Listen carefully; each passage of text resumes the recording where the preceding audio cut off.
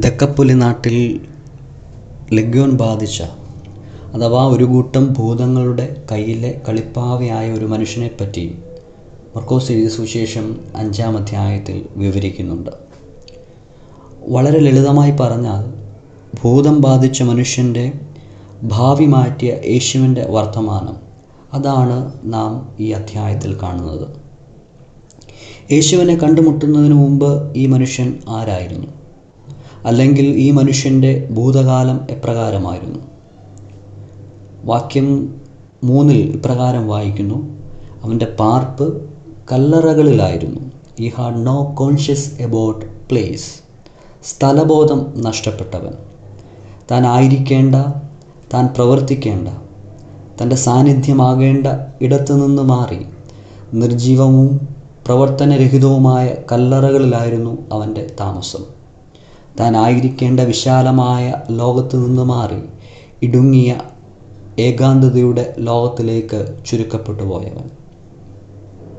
വാക്യം 5: രാവും പകലും കല്ലറകളിലും മലകളിലും ഇടവിടാതെ നിലവിളിച്ചും തന്നെത്താൻ കല്ലുകൊണ്ട് ചതച്ചും എന്ന് വായിക്കുന്നു.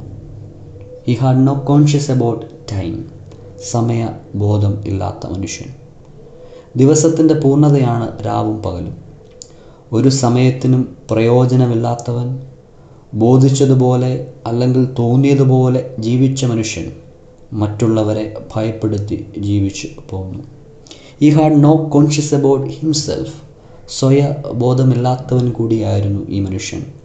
അതുകൊണ്ടാണ് സ്വയം മുറിവേൽപ്പിക്കുന്ന, നഗ്നനായി ആരും പറഞ്ഞാൽ കേൾക്കാൻ തയ്യാറാകാതെ തൻ്റെ ചുറ്റുപാടുകളെ ഭയപ്പെടുത്തി ജീവിച്ച് പോന്നിരുന്നത്. എന്നാൽ ഈ മനുഷ്യൻ യേശുവിനെ കണ്ടുമുട്ടുന്നു. യേശുവിലുള്ള പരമ അധികാരത്തിന് മുമ്പിൽ കീഴടങ്ങുന്നു. യേശുവിലൂടെ ആകമാന സൗഖ്യവും രൂപാന്തരവും നേടുകയും തൻ്റെ ജീവിതത്തിൻ്റെ നിയന്ത്രണം യേശു ഏറ്റെടുക്കുന്നതും പിന്നീട് നാം കാണുന്നു. യേശു അവൻ്റെ ജീവിതത്തിൻ്റെ നിയന്ത്രണം ഏറ്റെടുത്തപ്പോൾ, മറ്റു പലതിൻ്റെയും നിയന്ത്രണത്തിൽ ജീവിച്ചപ്പോൾ നഷ്ടപ്പെട്ടു പോയ അവൻ്റെ ലോകത്തെ, അവൻ്റെ സ്വന്തത്തെ, അവൻ്റെ സ്വത്വത്തെ തിരികെ നൽകുന്നു. അതുകൊണ്ടാണ് യേശുവിനോട് ആവശ്യപ്പെട്ടത്: നീ വീട്ടിൽ ചെന്ന് നിനക്കുള്ളവരുടെ അടുക്കൽ എത്തി കർത്താവ് നിന്നോട് കരുണ ചെയ്തതും നിന്നോട് പ്രവർത്തിച്ചതും പ്രസ്താവിക്ക എന്ന് പറഞ്ഞത്. അവനിൽ നഷ്ടപ്പെട്ടു പോയ ഉത്തരവാദിത്ത ബോധത്തെ വീണ്ടെടുക്കുന്നു. അതിലൂടെ ആ ദക്കപ്പൊലി നാട്ടിൽ യേശുവിൻ്റെ ജീവിക്കുന്ന സാക്ഷിയായി, ജീവൻ നൽകുന്ന സുവിശേഷത്തിൻ്റെ പ്രഘോഷകനായി അവൻ മാറുന്നു. പ്രിയമുള്ളവരെ, ഈ മനുഷ്യൻ്റെ ഭൂതകാലമല്ലേ നമ്മുടെ പലരുടെയും ഇന്നിൻ്റെ വർത്തമാനകാലം? നാം ഇന്ന് പലരുടെയും നിയന്ത്രണത്തിലല്ലേ നമ്മുടെ ജീവിതം?